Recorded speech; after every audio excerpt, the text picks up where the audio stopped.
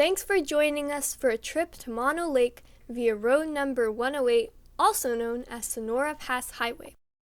Most of the people crossing the Sierra Nevada mountains from San Francisco Bay Area drive either through Yosemite or Lake Tahoe, and usually do not take this relatively slow and wavy route, leaving it much less crowded and generally obscure. We checked this pass out this summer, and we were blown away by the landscape it offers. Overall, it was a quite pleasant experience and a really easy drive. For a while, the road runs along the Middle Fork Stanislaus River.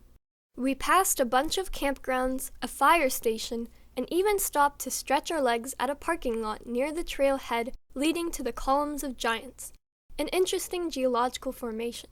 The parking is adjacent to Pigeon Flat Campground and is located approximately a mile east from a small community called Dardanelle.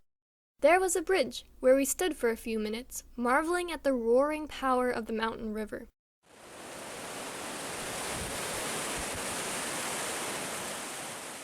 The trail starting right on the other side of the river was closed, but we did not plan for a long walk anyway. In the next few days, we went to see similar hexagonal basalt columns at Devil's Postpile National Monument near Mammoth Lake. So, stay tuned. The most amazing thing on Road 108, though, was the snow covering the barren rocks. Here, at high elevation, snow can stay practically year-round, but it's constantly melting, creating a multitude of tiny streams that eventually combine and turn into a powerful flow with waterfalls. We stopped by the road to play with snow near Dead Man Creek. You have to be careful in this terrain, where boulders, snow, and water are mixed together in unpredictable ways. The snow is covered with gray and slightly pinkish dust, which could be a sign of the presence of the mineral manganese in the surrounding outcrops. Manganese chemistry, by the way, is involved in gold dissolving and mineralization. So, in association with iron, the presence of manganese may indicate possible gold deposits. We looked up and tried to locate tiny silver threads of water streaming down the barren slopes. Rocks and water, and minerals that water is dissolving and carrying for miles and miles to fertilize the soil down the valleys. What a beautiful example of natural connection of all things on Earth, entangled in multiple processes happening on the global scale.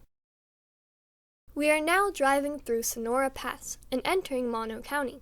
According to the sign, the elevation is 9,624 feet.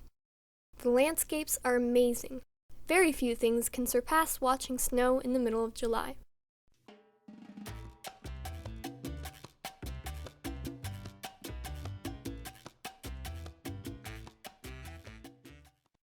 This is the landscape viewed from the point where Road 108 makes a sharp turn, or rather zigzag, near Leavitt Meadows Pack Station. Black Hawk Mountain is on the horizon.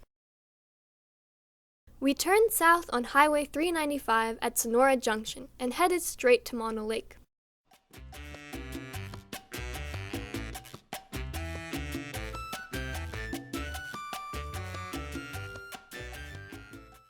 The first thing we did at Mono Lake was stopping by at the Visitor Center to get information and souvenirs.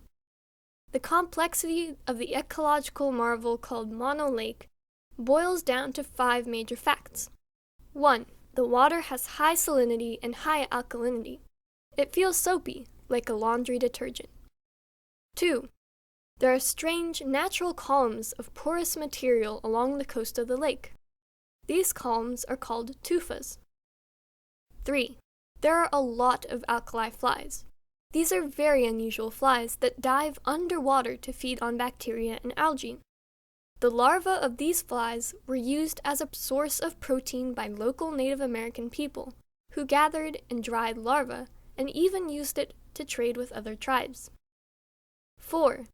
The massive amount of flies and larvae attract many birds, using the lake as a place to get some fat under the skin in preparation for seasonal migrations.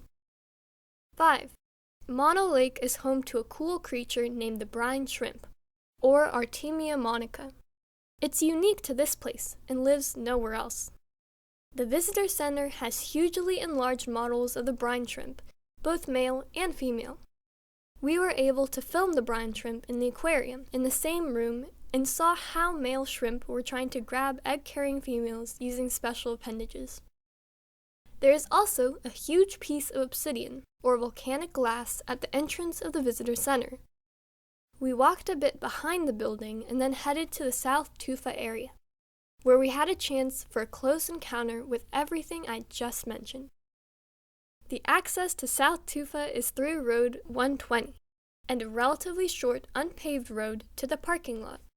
Visitors leave their cars there and take a short hike to the shore of the lake. The weather was hot and there were plenty of flies, but they did not bother people and stayed busy minding the regular business, namely diving into the alkaline water in search of food. Although I should mention that they were concentrated at the edge of the water and did not seem eager to dive, preferring to graze wet slime exposed to air. They can also stay on the surface of the water and kind of glide using the wind. We noticed a few remnants of larvae, but it was clearly not larva season. The birds patrol the shores catching the flies. They mostly pick the flies out of the water. Perhaps it's easier to catch a swimming fly than a flying one. Or they were after brine shrimp. It's hard to tell what they actually prefer.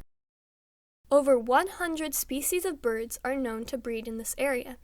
These particular shorebirds are phalaropes. They are gaining quite a bit of weight while staying at Mono Lake. Female phalaropes lay eggs and leave them to the males to take care of, while females often go and find another partner, maximizing productivity. Phalaropes are often seen spinning around. They do it to stir the sediment to reveal alkali shrimp and flies hiding in a puffy layer of algae. The birds are constantly turning around and picking food. Phalaropes, by the way, spend wintertime at a similar high salinity lakes of the Andes, sharing the nature bounty with pink birds called flamingos. There is no doubt that Mono Lake has tremendous importance for the life cycle of birds, both as nesting place and refueling stop during migration. We ended the day in a motel in Bishop. The next few days, we visited ancient forest with bristlecone pines, Mammoth Lake with Devil's Postpile, and Rainbow Waterfall, finishing the trip by taking a spectacular road back through Yosemite National Park, where we discovered a vista point that simply blew us away, literally, with the cool breeze over granite rocks. But that we left for our next video. Thanks for watching and see you next time. Please remember that every like of yours and every share helps to support the channel and keep us running. Stay safe on your trips. See ya!